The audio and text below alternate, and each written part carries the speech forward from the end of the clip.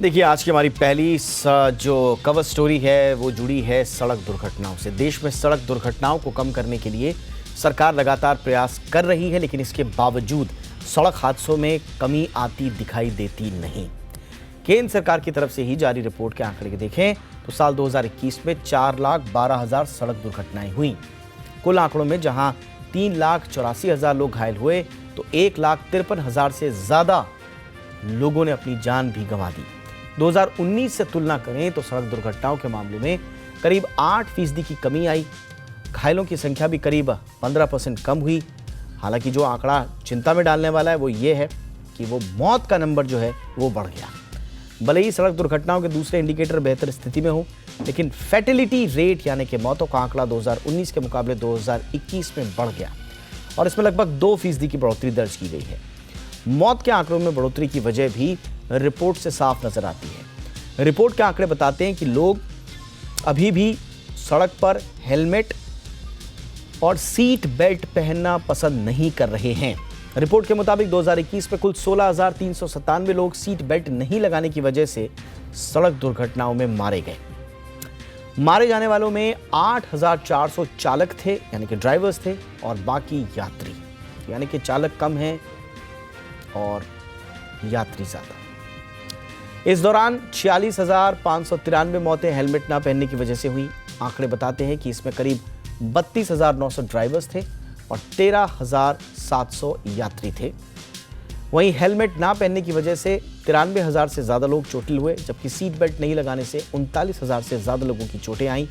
आंकड़ों से साफ है कि अगर हेलमेट और सीट बेल्ट जैसे सुरक्षा उपकरणों का जो सुरक्षा उपाय हैं, इनका ईमानदारी से इस्तेमाल किया जाए, नियमों का पालन किया जाए तो मौत के आंकड़ों में काफ़ी हद तक कमी आ सकती है। हेलमेट और सीट बेल्ट दुर्घटना के वक्त सवारियों को घातक और गंभीर चोटें आने से रोकने के लिए अहम होते हैं। सड़क दुर्घटनाओं के मामले में भारत अभी भी काफ़ी बुरी स्थिति में है। इसी साल अप्रैल में खुद सरकार ने इसकी जानकारी दी थी। केंद्रीय परिवहन मंत्री नितिन गडकरी ने संसद में बताया था कि दुनिया भर में सड़क दुर्घटनाओं में होने वाली मौत के मामले में भारत दुर्भाग्य से टॉप पर है। वहीं सड़क दुर्घटनाओं के मामले में भारत तीसरे पायदान पर खड़ा है।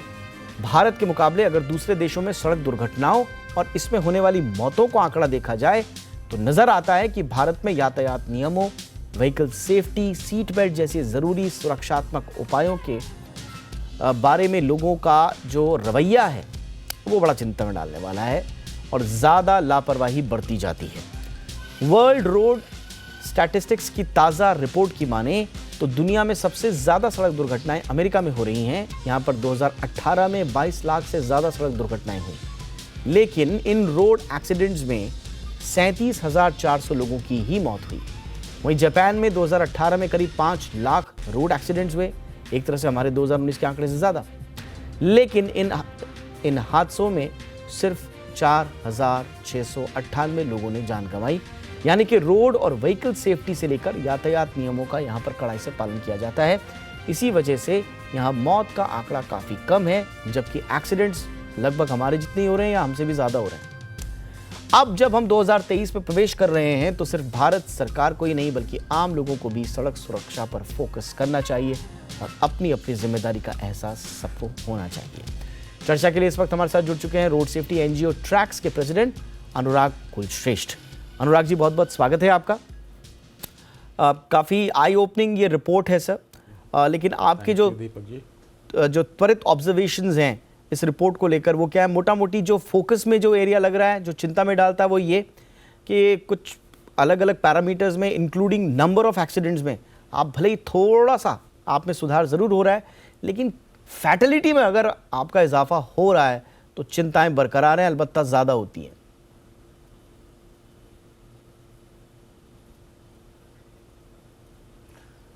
दीपक जी, जैसे मैंने पहले भी आपके साथ शो में काफ़ी बार डिस्कस किया है कि सिर्फ आंकड़ों का खेल पिछले 10-12 साल से चल रहा है। अदरवाइज जब कमलनाथ जी मिनिस्टर हुआ करते थे तब उन्होंने भी 50% रिडक्शन की बात की थी और 2009 के आंकड़ों पर 2009 में ऑलमोस्ट 1,25,000 डेथ थी। तब से हम 50% रिडक्शन की बात करते आ रहे हैं और ये 2022 हो गया। 50% अगर रिडक्शन की बात होती तो 1,25,000 पर मतलब लगभग 62,000 हमारा फिगर होना चाहिए था, अगर हम तब से रेशो से कवरेज लेते हैं तब। दूसरा क्या है कि जब आंकड़ों की मैंने जो बात की ना, अभी तक हमने अपनी तरफ से कोई ऐसी स्ट्रेटेजी नहीं बनाई, किसी स्टेट के पास या सेंट्रल के पास कोई ऐसी स्ट्रेटेजी नहीं है कि अगर हम रोड सेफ्टी के ऊपर ये काम करेंगे तो ये आउटपुट आएगा। अभी 2 साल पहले आपने देखा होगा कि तमिलनाडु मॉडल बहुत चर्चे में रहा और नंबर 1 उनको घोषित किया गया कि रोड एक्सीडेंट में उन्होंने बहुत ही ज़्यादा बहुत काम किया और कम किए उन्होंने। लेकिन 2022 में जब 2021 के लास्ट में जब परतें ओपन हुई तो वही आज की डेट में तमिलनाडु सबसे ज़्यादा डेथ वाला स्टेट बन चुका है। और पहले भी था, अनरिपोर्टेड डेथ्स ही 12,000 के लगभग, वो ओपन हो गई और सामने फिगर आ गया। तो मतलब आज तक मॉडल भी नहीं है कोई। और दूसरी मैं चीज़ बताऊंगा कि हम लोग NHAI पर, अगर आपने गडकरी जी का थोड़ा स्पीच लास्ट की सुनी हो, तो वो कहते हैं लगभग 65% death out of 1.53 lakhs, 65% death जो है ना हाईवे पर और एक्सप्रेसवेज पर और नेशनल हाईवेज पर हो रही हैं।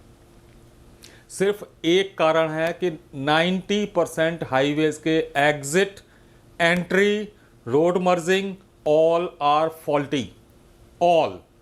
हाँ, एक फोकस जो हमारी गवर्नमेंट का जाता है कि जहां पर 5 से ज़्यादा मर गए किसी एक पर्टिकुलर स्ट्रेच पर, वहां पर आप रेक्टिफिकेशन कर दो, रेस्ट वैसे के वैसे ही छोड़ दो। तो एक ये जो फौरी तौर पर जो एक स्ट्रेटेजी चलाई जा रही है और मीडिया में भी काफी पॉपुलर हो जाती है कि हाँ, बट अनुराग जी आप जो बता रहे हैं वो तो बड़ा सपाट सा लगता है, चीजें मतलब क्रिस्टल क्लियर सी लगती हैं। सपाट कहने का मेरा मतलब साफ साफ से है। अगर ऐसी स्थिति है कि 90% जो सड़क हादसे आप जो बता रहे हैं एक्सप्रेसवेज और हाईवेज पर हो रही हैं, उनके पीछे एग्जिट और एंट्री का इशू है, तो इसे एड्रेस क्यों नहीं किया जा रहा है? हमारे तो बड़े एक्टिव मिनिस्टर हैं, उनकी टीम बड़ी एक्टिव है, वो बड़े फार साइटेड भी वो बताए जाते हैं, बड़ी तुरंत कार्रवाइयाँ भी करते हैं, तो फिर क्यों नहीं हो पा रहा है अगर इतना आसान है, सब कुछ पता है तो? नहीं सर, एक्चुअली ये कुछ रूल्स एंड रेगुलेशन जो सेंट्रल लेवल पर बनाए जाते हैं उनका पालन करना स्टेट्स के ऊपर होता है। हाँ, नेशनल हाईवे और हाईवेज की अगर बात करेंगे तो वहाँ पर जिम्मेदारी सेंट्रल गवर्नमेंट के ऊपर आती है कि जहाँ पर जो एग्जिट और एंट्री ओपन जो की गई हैं वो बिल्कुल आउट ऑफ द बॉक्स जाकर डिसिप्लिन में है ही नहीं। तो अगर अभी कोई साइरस मिस्त्री जैसे लोग कहीं पर अगर किसी की डेथ होती है तो उस वाली पर्टिकुलर स्पॉट का रेक्टिफिकेशन 3 महीने के अंदर हो जाएगा।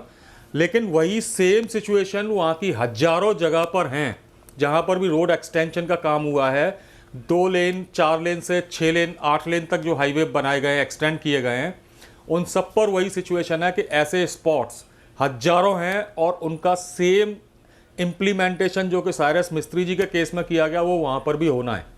लेकिन वो नहीं किया जाएगा क्योंकि हम लोग हर चीज़ को टेक इट ग्रांटेड लेते हैं। सबसे पहली चीज़ है कि मिनिस्ट्री की वेबसाइट पर पड़ा हुआ है एक सुंदर कमेटी रिपोर्ट, उसमें है कि पॉलिटिकल विल क्रिएट की जानी चाहिए सबसे पहले। तो अगर हम लोग फिगर में बात करते हैं ना, फैक्ट्स के ऊपर बात करते हैं कि रोड सेफ्टी में नंबर 1 इंफ्रास्ट्रक्चर आता है, नंबर 2 पर इन्फोर्समेंट आता है, नंबर 3 पर एजुकेशन आता है। एजुकेशन मीन्स सबसे पहले पॉलिटिकल अवेयरनेस की इस कंट्री में ज़रूरत है कि वो हकीकत को पहचाने और रोड सेफ्टी के ऊपर कोई एक मॉडल लेके आए। और नंबर 2, जिस तरह की अवेयरनेस इसमें चाहिए, जो कोरोना के ऊपर हमने पूरी वाहवाही अपनी लूटी है इस कंट्री ने, नेतृत्व नो डाउट कि हमारे प्रधानमंत्री जी का था, लेकिन सपोर्ट मीडिया ने 100% किया कि शायद मोर देन 40% फुटेज कोरोना के केस में कोरोना के ऊपर रहती थी। यहां पर भी सेम उसी चीज की जरूरत है कि हमारे पहले नेताओं को अवेयर किया जाए और नेताओं के लिए भी एक रोल मॉडल बनाने की जरूरत है कि आप देखिए, मैं एक छोटा सा एग्जांपल दूंगा, अपने लिए बोलूंगा, लेकिन हाँ, एक हीरो होंडा चौक यहां पर होता था जहां पर 4 से 5 डेथ हर साल होती थी।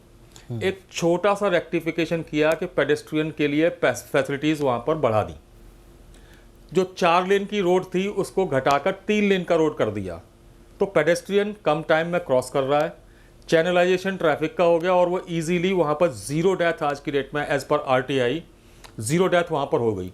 तो क्या, और आपके लिए एक विश्वास वाली बात जो मैं कहना चाहूँगा कि जो मैंने कहा कि कट्स और मर्जिंग और डाइवर्जन पर ये सारे एक्सीडेंट हो रहे हैं, 70% से ज़्यादा एक्सीडेंट चौराहे पर या कट्स क्रॉसिंग पर या उससे 500 मीटर आगे या 500 मीटर पर होते हैं। नहीं, बट सिर्फ हम अगर उनको नहीं कुलशेष जी, rectify कर दें, मैं आपकी बात को समझ पा तो रहा हूँ, ये सारे एक्सीडेंट लेकिन वहाँ मेरे पर को रुक सकते मेरे को अभी भी देखिए, दुनिया में जितने रोड एक्सीडेंट्स हो रहे हैं उसमें से हर 10वां रोड एक्सीडेंट में जो मौत हो रही है, हम किलिंग की बात करें, एक्सीडेंट की नहीं, उसमें हर 10वां, दुनिया में हर 10वां आदमी जो रोड एक्सीडेंट में मारा जा रहा है वो भारतीय है। फैटलिटीज़ का मैंने आपको बताया कि एयर ऑन एयर बेसिस पे कहाँ से कहाँ पहुँच गए हम, लगातार मौत का आंकड़ा हमारा बढ़ता जा रहा है। हम देख रहे हैं कि हमारे पास एक बहुत एक्टिव मिनिस्ट्री है जो बताती है कि हमने एक्सप्रेसवेज बनाने में, हमने नेशनल हाईवेज बनाने में बड़ी तेज़ी से हम लोग काम कर रहे हैं। और जो रोड एक्सीडेंट्स के जो डेटा खुद मिनिस्ट्री ने जारी किए हैं, MORTH ने, वो खुद बता रहे हैं कि नेशनल हाईवेज पर ज़्यादा एक्सीडेंट्स हुए हैं बजाय स्टेट हाईवेज के और जो अदर रोड्स के। 1,28,000 के आसपास जो है वो नेशनल हाईवेज पे हुए हैं, 1 लाख से कम 96,000 के आसपास जो है वो स्टेट हाईवेज पर हुए हैं, और 1,87,000 के आसपास जो है वो बाकी हादसों पे हुए हैं। तो स्टेट हाईवेज से ज़्यादा नेशनल हाईवेज पर रोड एक्सीडेंट्स हो रहे हैं। तो जब एविडेंट है सबके सामने, जैसा आपने कहा कि स्टेट के पास है, तो जिस सेंटर के पास जो अधिकार क्षेत्र में जो हाईवेज हैं, नेशनल हाईवेज हैं या एक्सप्रेसवेज हैं, उनका क्यों नहीं हो रहा है कुछ कायाकल्प?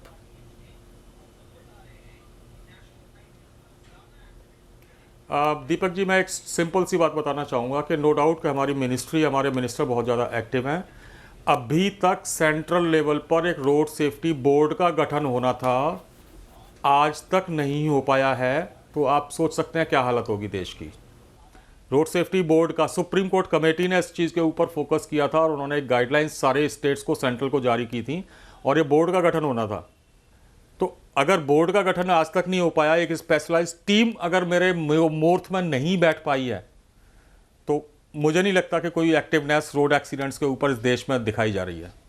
सेम चीज़ स्टेट लेवल पर भी हर जगह पर लीड एजेंसीज का बनाना जारी हुआ था कि आपको लीड एजेंसी बनानी है। आज सुप्रीम कोर्ट की गाइडलाइंस के 8 साल बाद भी किसी भी स्टेट में लीड एजेंसीज परफेक्टली काम नहीं कर रही हैं। उनको एक पूरी लीगल अथॉरिटी के रूप में कोई भी राइट्स नहीं दिए गए हैं और कोई भी उनकी मीटिंग्स, जो कि साल में 2 बार होनी चाहिए, आज तक लीड एजेंसीज की मीटिंग्स, उसमें परमानेंट स्टाफ, हर डिपार्टमेंट से एक परमानेंट स्टाफ वहां पर बैठाना था, वो भी अभी पूरी तरह से बिना कोऑपरेशन के अभी तक कुछ भी नहीं हो रहा है। देखिए, अब हम situation absolutely we have to focus. देखिए, अगर हम आपकी रिसर्च पर यकीन करें तो वाकई में ऐसा नज़र आता है, ऐसा प्रतीत होता है कि समाधान जो है वो आपके आसपास ही है। समाधान सेंटर, स्टेट और जो स्थानीय निकाय हैं उनके पास है, लेकिन अगर एक राजनीतिक इच्छा शक्ति नहीं होगी तो ये इशू एड्रेस उतना प्रॉपर तरीके से हो नहीं पाएगा।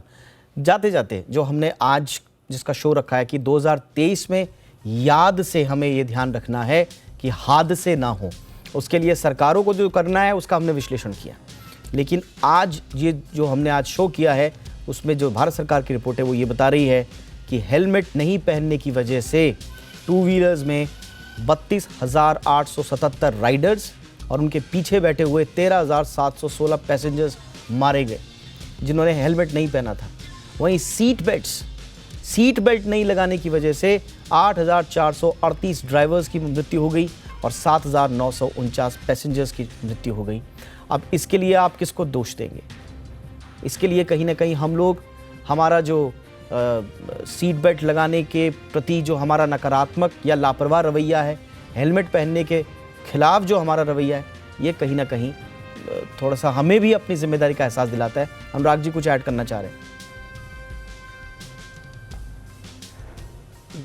दीपक जी, मैं इस पर छोटा सा बात ऐड करना चाहूंगा। जब हम सारी जिम्मेदारी पब्लिक के ऊपर डाल देते हैं तो इसका मतलब हमारा सिस्टम फेल है।